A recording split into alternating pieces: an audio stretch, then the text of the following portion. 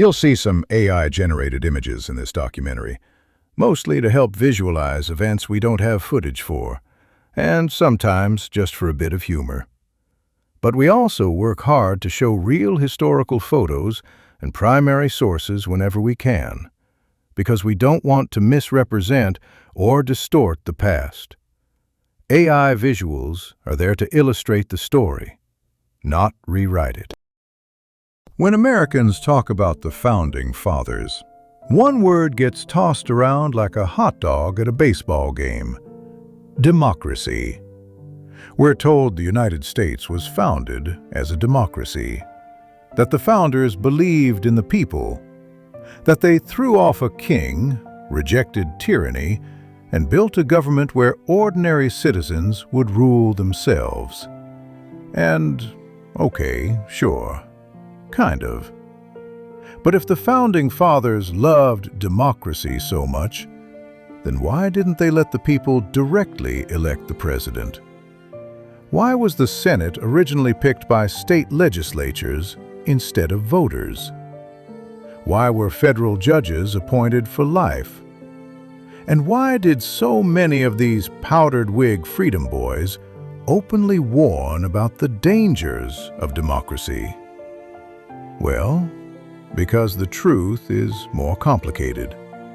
The Founding Fathers did believe in liberty. They did believe governments needed the consent of the governed. They did reject monarchy and hereditary rule.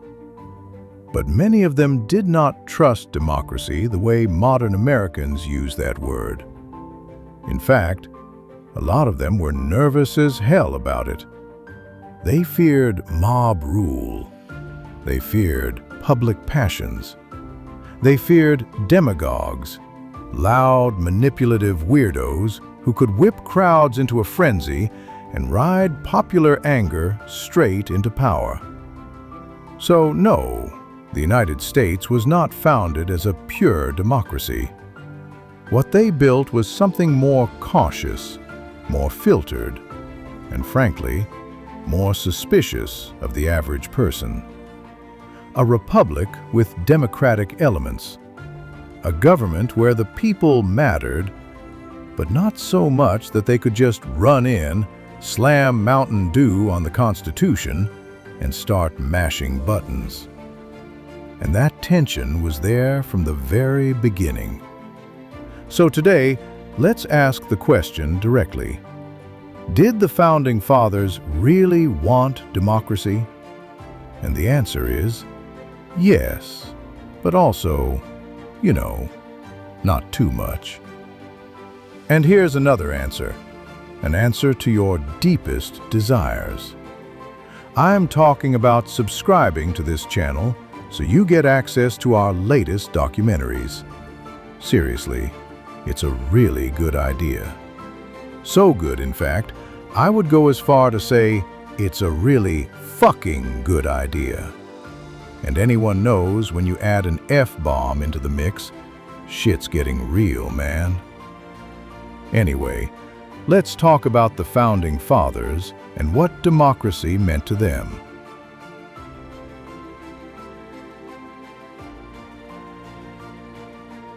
Before we go any further, we need to clear up a major issue. What exactly did the founders mean when they said democracy? Because today, when most people hear that word, they think of elections, voting rights, public participation, and majority rule. Basically, citizens choosing their leaders and having a say in government.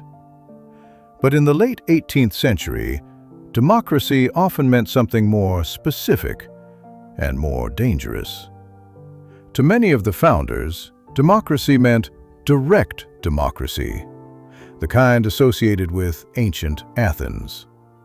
Citizens voting directly on laws and public decisions without a lot of buffers in between. And to the founders, that model had baggage. Not the fun kind either. Not, "Oh, this suitcase is heavy." More like, "This thing is full of snakes, and it's on fire." To them, Democracy suggested instability, chaos, emotion, crowd rule. A government where people got whipped up into a frenzy and made terrible decisions because they were angry, broke, drunk, or all three. Which, to be fair, does describe a lot of human history. That's why the founders usually preferred the word republic. A republic still involved the people. It still rejected kings. It still rested on representation. But it filtered public opinion through institutions, elected officials, checks, balances, and layers of distance. The idea was simple.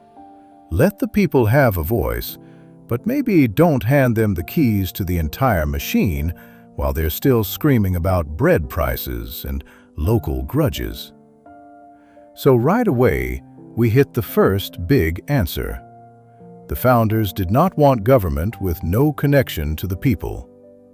But many of them also did not want government that simply obeyed every public mood swing like a nervous golden retriever.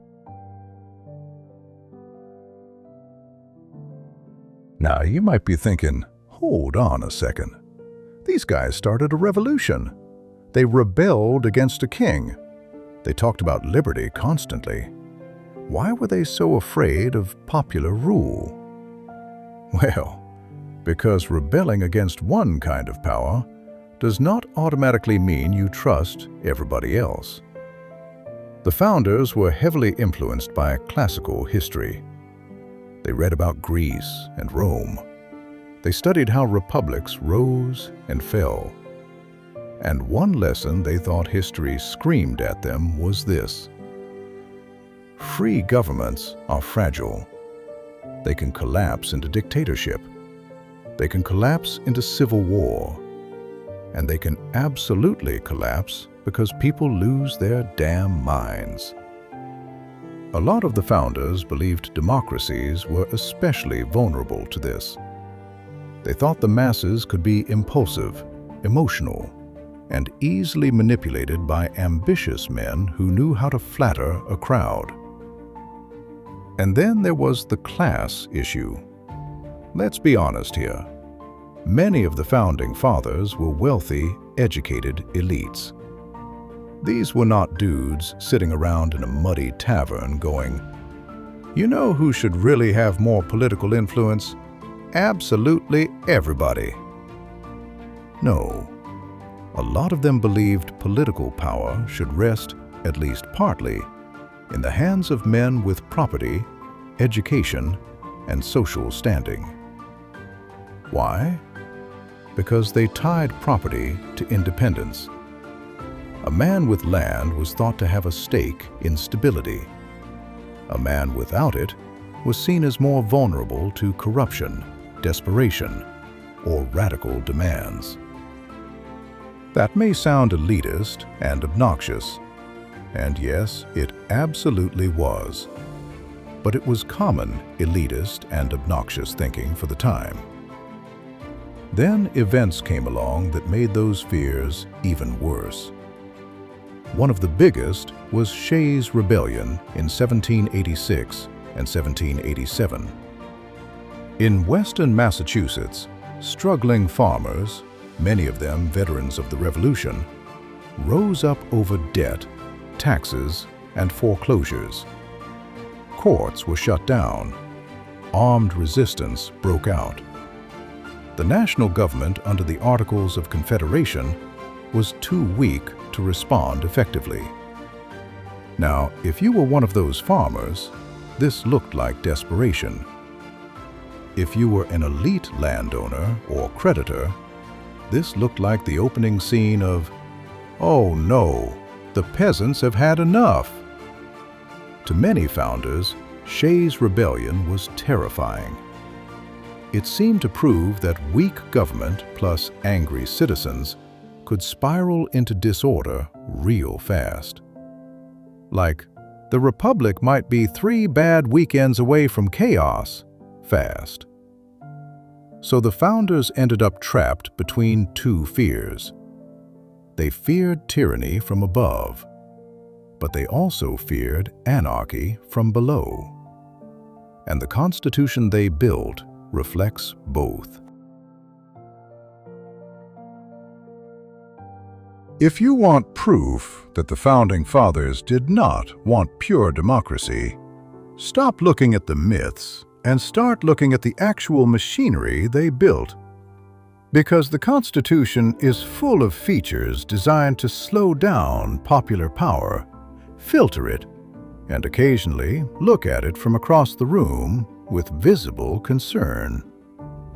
Let's start with the president. Today, most Americans think they vote for president directly. Technically, they vote for electors, and those electors officially choose the president through the Electoral College. That was not some random decorative weirdness. It was intentional. Many founders distrusted the idea of a direct national popular vote for a powerful executive.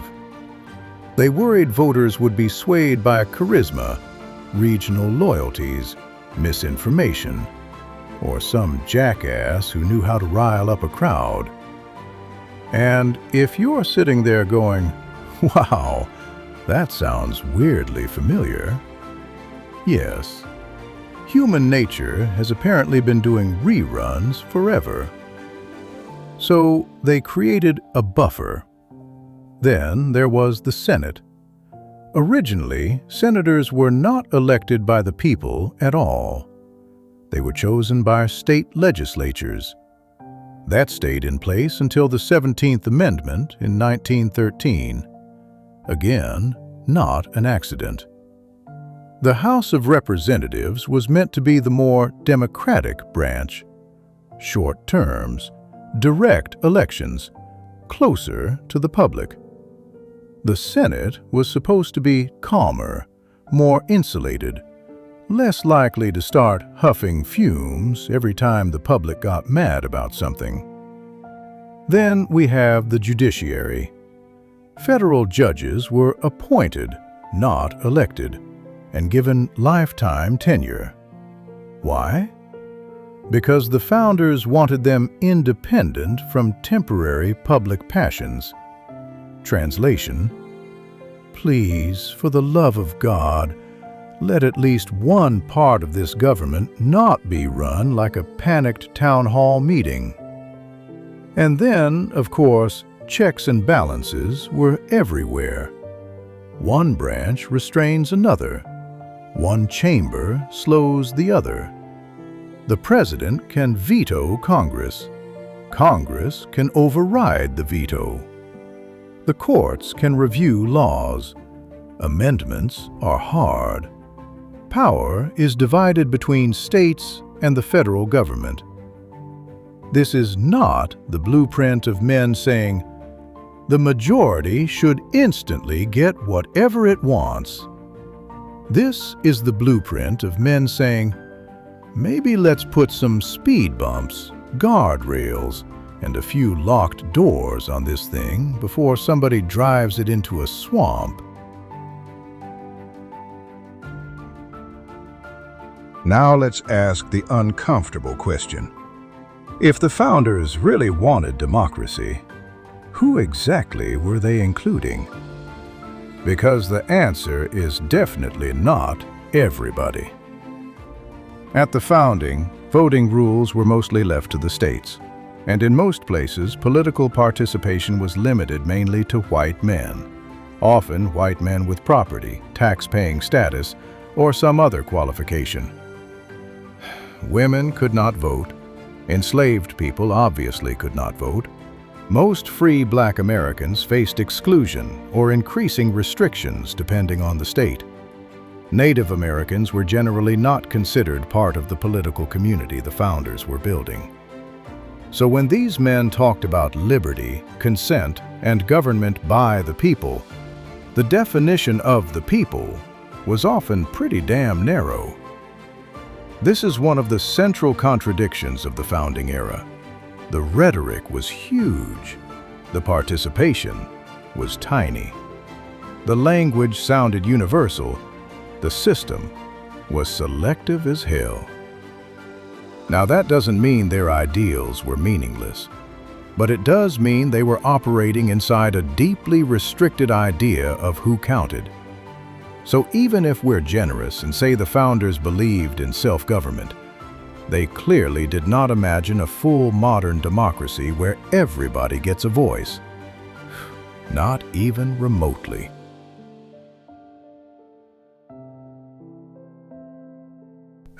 Now, to be fair, we should not mash all the Founding Fathers together into one giant founding meatloaf.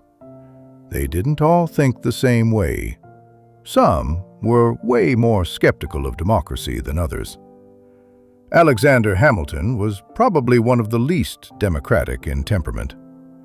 He distrusted the masses deeply and favored strong, centralized authority. His critics accused him of having monarchist vibes, and while that may be overstating it a bit, he definitely was not out there saying, "Let the common people cook." John Adams also feared simple majority rule. He thought human passions needed restraint, and that government had to guard against instability and excess. Adams believed in Republican government, sure, but he had zero interest in turning the country into a public opinion slip and slide. James Madison was more nuanced. He feared factions intensely, but his answer was not, "Screw liberty." His answer was to build a large republic where competing interests would check each other and where representation would refine public opinion. Madison did not reject popular government. He just wanted it filtered through structure and restraint. George Washington was less philosophically chatty than some of the others, but he too feared faction, instability, and division. He wanted national unity, public virtue, and order. Then there was Thomas Jefferson, who was more optimistic about the common man than Hamilton or Adams. Jefferson tended to favor a more decentralized vision and spoke more warmly about the people. But let's not go too far here. Jefferson was still a wealthy, slave-holding elite, not some dude crowd surfing at a grassroots democracy festival. Then there were the Anti-Federalists, who feared the Constitution gave too much power to a distant elite government. They worried it would become too centralized, too insulated, and too detached from ordinary people. So the real divide wasn't between men who loved democracy and men who hated freedom. It was between people arguing over how much popular power was safe before the whole thing turned into a glorious, flaming wagon crash.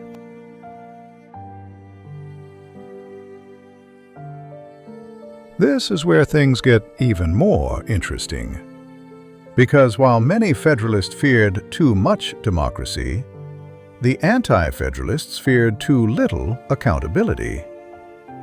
They looked at the Constitution and saw danger, a stronger central government, a powerful executive, a Senate insulated from the people, a judiciary far removed from public control.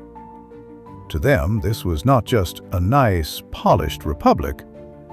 It was potentially the beginning of an elite ruling class wearing Republican makeup and calling itself freedom. The Anti-Federalists worried the new system might drift toward aristocracy, or some soft version of monarchy in a fake mustache. And honestly, their fears weren't insane. This is what made the founding debate so important.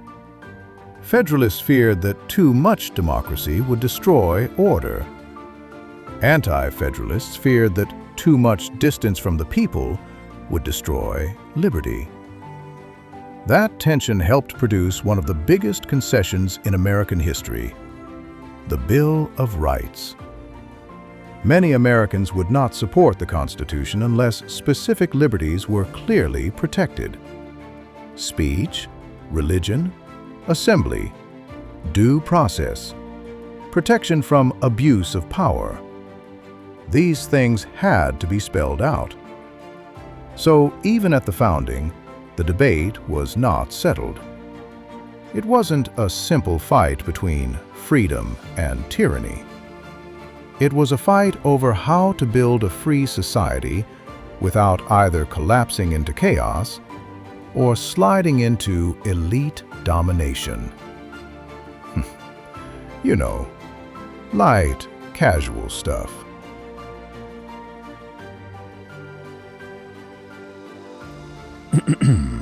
All right, let's answer the question directly. Did the Founding Fathers really want democracy? Not in the modern sense, no. They wanted government based on consent, yes. They wanted elections, yes. They wanted representation, yes. They wanted to reject kings, hereditary rule, and naked tyranny, yes. But they did not want pure democracy. They did not trust unchecked majority rule. They did not trust direct mass political power. They did not trust the public to always act rationally, patiently, or justly. What they wanted was a constitutional republic, a system where the people had a voice, but not total, immediate control. A system where elections mattered, but institutions could slow things down. A system where public opinion counted, but elite judgment and structure still played a big role. In other words, the Founding Fathers wanted popular government, but with a leash on it. A pretty sturdy leash, too. Because they believed liberty needed order, and because many of them feared that too much democracy might destroy the very freedoms they were trying to protect. So when people today argue over whether America is a democracy or republic, they often act like those ideas are completely separate. But to the founders, the whole point was to blend them, carefully, nervously, and with a lot of side-eye. Too little public power, and you get tyranny. Too much direct popular passion, and you risk chaos. The system they created was their attempt to balance those fears. It was flawed. It was elitist. It was deeply exclusionary. It was full of contradictions. But it was not random. The United States was not founded on blind faith in democracy. It was founded on an argument over democracy. How much of it was safe? How much of it was dangerous? Who deserved it? Who didn't? And how a free society could preserve liberty without letting itself fly off the rails and explode into a field. That tension was there at the beginning, and if we're being honest, it's still here now. The Founding Fathers did want the people to matter. They just didn't trust them nearly as much as the mythology would have you believe. Thanks for watching. Be sure to subscribe for more historical content, and I will see you next time.